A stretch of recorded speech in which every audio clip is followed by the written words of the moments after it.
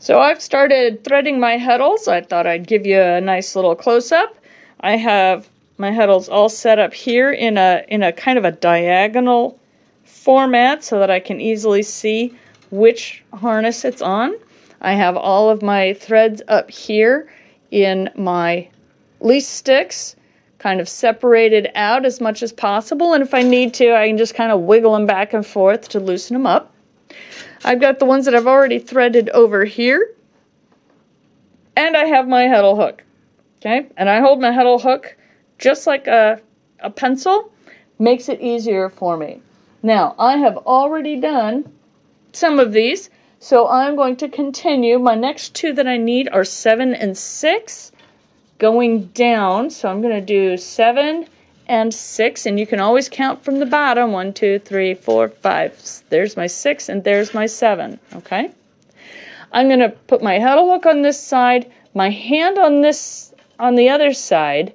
I am right-handed, so my left hand kind of helps me disentangle the threads while I use my hook to grab which one I need first. Okay, hold the heddle.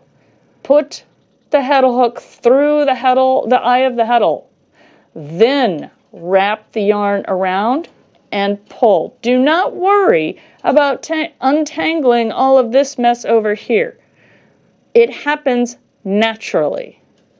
Okay, so it just kind of pulls out through that mess. Yes, it looks very curly-Q up here, but that's all it does. It's very, very handy and easy to do.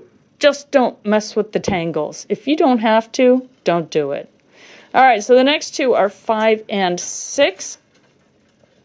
Again, I'm reaching across, and I'm using my finger, my heddle hook, to pull one out, and I put my finger between to hold it separate. And there's the second one.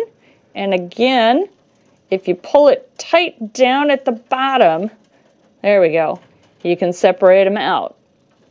Okay? And I have not, you can see that tangled mess down there as I lift up. I'm not messing with it. Hold it, put it through, pull it through. I didn't have to mess with it. Piece of cake, right? All right, here comes 7 and 8. There's 7, there's 8.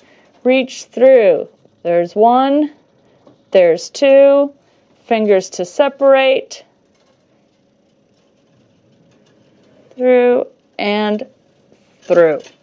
And as I'm doing these, I mark them off on my Excel spreadsheet. And if you haven't checked out my how-to on the Excel spreadsheet, I highly recommend you do so, because it really, really saves in making any threading errors.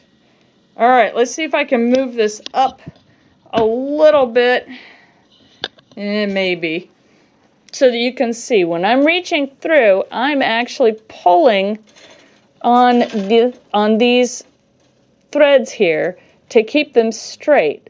By doing that, it makes it easier to grab one and pull it across.